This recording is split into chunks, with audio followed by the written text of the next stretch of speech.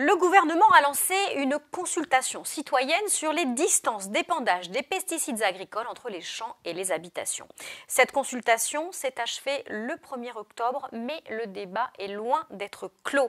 Il paraît utile de continuer à alimenter le débat, de dissiper les peurs irrationnelles et de garder la tête froide.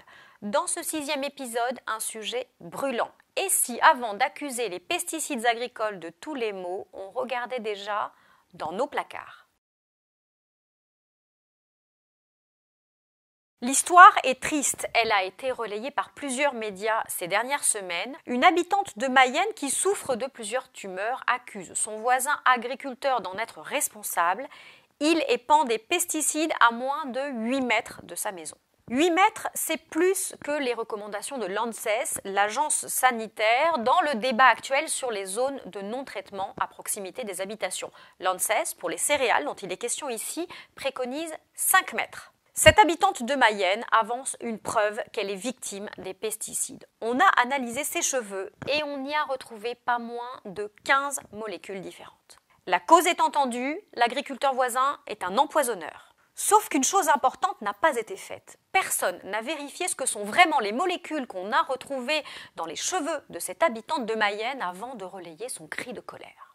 Or, c'est facile, une base de données sur les molécules agricoles et sur leurs autorisations existe, elle est publique, elle s'appelle EFI. Et qu'apprend-on en consultant cette base de données? Eh bien que sur les 15 molécules retrouvées dans les cheveux de l'habitante de Mayenne, 3 seulement sont utilisées en agriculture en France.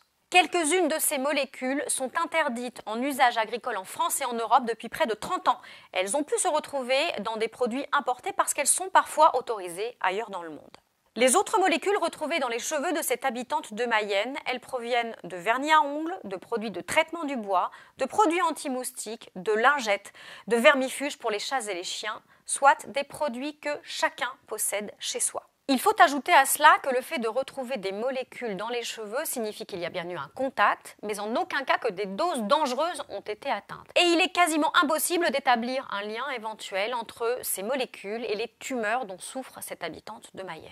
Ce qui est inquiétant dans cette affaire, ce ne sont pas les pesticides, c'est le poison de la désinformation. Fin 2018, 146 députés européens avaient déjà fait tester leurs cheveux. 60% des échantillons contenaient des résidus de ce qu'on avait alors qualifié de pesticides. Mais dans 80% des cas, il s'agissait de produits à usage domestique et non agricole.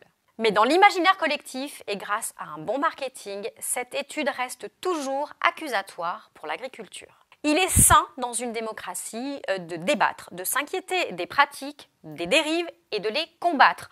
Encore faut-il chercher au bon endroit, en l'occurrence dans le placard sous l'évier plutôt que dans le champ du voisin. Tordre les conclusions, écouter l'émotion plutôt que les experts, les effets sont terribles. Cela revient à une chose, propager une peur incontrôlable.